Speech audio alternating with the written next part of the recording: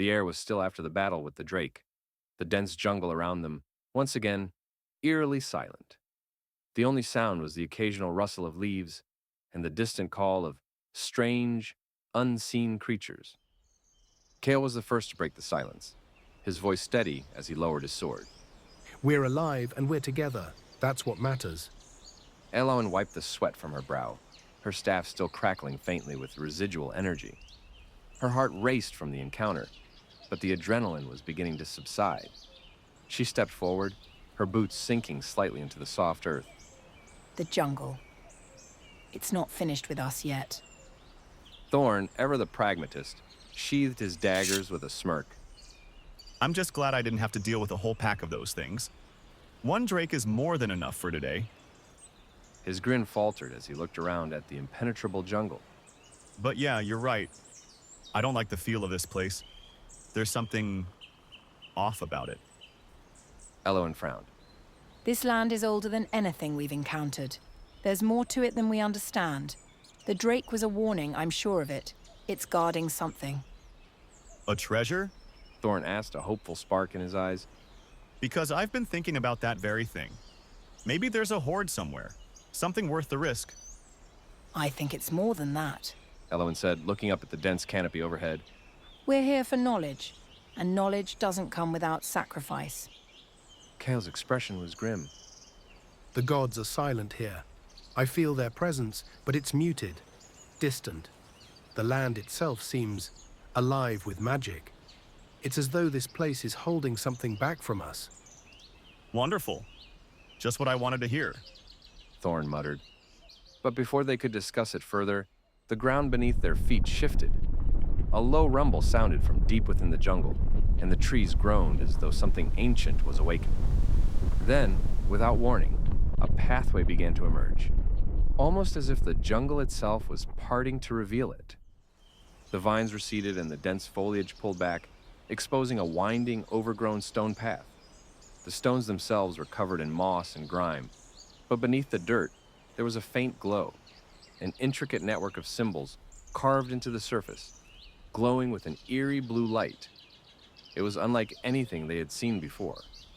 Elowen's heart skipped a beat. This path. It wasn't here a moment ago.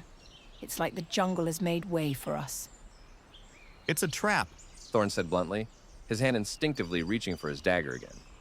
I don't trust this. Nothing in this jungle is ever what it seems. I don't think it's a trap. Elowen replied, her voice quiet but firm. This is part of what we came for. The ancient civilization that once lived here must have left something behind. This path, it's calling us. Kael stepped forward, his expression unreadable, as he surveyed the path. He wasn't as quick to dismiss it as Thorne. I agree with Elowen. We've been sent here for a reason, and this path may be the way forward. But we must be cautious. Thorne shrugged. I've always preferred being cautious and wealthy, but if you two insist, I'll follow along. Just don't say I didn't warn you when the ground opens up and swallows us whole. They began to walk down the path, each of them aware of the silence that had settled over the jungle once again. The symbols carved into the stones seemed to pulse with a life of their own as they moved forward. With every step, the air seemed to grow warmer, and the faint, rhythmic sound of drums echoed once more. Soft, distant, like a heartbeat. The path twisted and turned, leading them deeper into the jungle. For what seemed like hours, the path stretched ahead, winding through thick trees and past ancient stone ruins, crumbling pillars, broken archways, and half-buried statues of forgotten gods. Strange, glowing plants grew in clusters along the edges of the path, casting an ethereal light. Finally, they reached a clearing. In the center stood a massive stone door, ancient and weathered, its surface covered in the same glowing symbols as the path. It towered above them, an imposing structure that seemed to belong to another age, one long forgotten. There it's, the heart of the new world. I can feel the magic in this place. It's ancient, primal. Elowen said, her voice hushed. Kael stepped forward, his hand outstretched toward the door. Whatever lies beyond this door is not just for us. The gods have brought us here for a reason. We must enter with respect and caution. Thorne, ever the skeptic, frowned. Respect and caution. Got it. You two are too serious about all this. He stepped forward, his hand brushing the cold stone.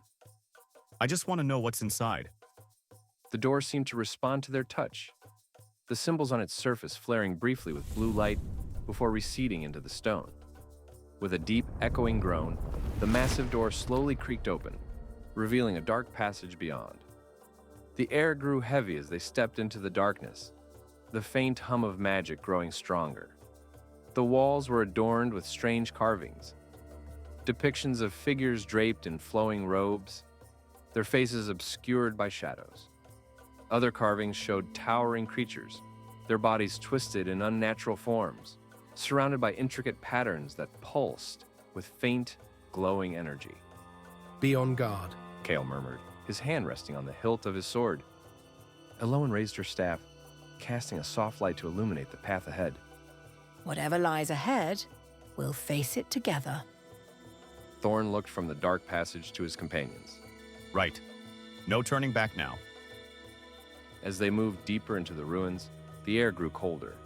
The rhythmic sound of drums grew louder, echoing through the stone walls like a pulse, urging them forward. Then they heard it, a voice, soft and ancient, echoing from the darkness. Who dares disturb the slumber of the ancients? The voice seemed to come from everywhere at once, filling the passage with an oppressive, otherworldly weight. The air shimmered with magic as the ground beneath them trembled. Elowen's heart raced. It's speaking to us. We didn't come here for nothing. We were meant to hear this. Kael said, his voice firm. Thorne pulled his hood tighter, gripping his dagger. Well, I hope this ancient whatever has a nice fat reward for us, because I'm starting to think this place is a little more than we bargained for.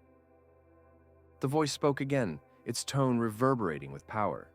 You're the chosen. Come forward and face what lies within. If you are worthy, you will claim what you seek. But beware, if your hearts falter, the land will take its due.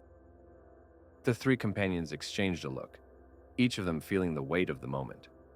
Whatever lay ahead, it was clear that their journey into the heart of the new world had only just begun, and it was a journey that would change them forever.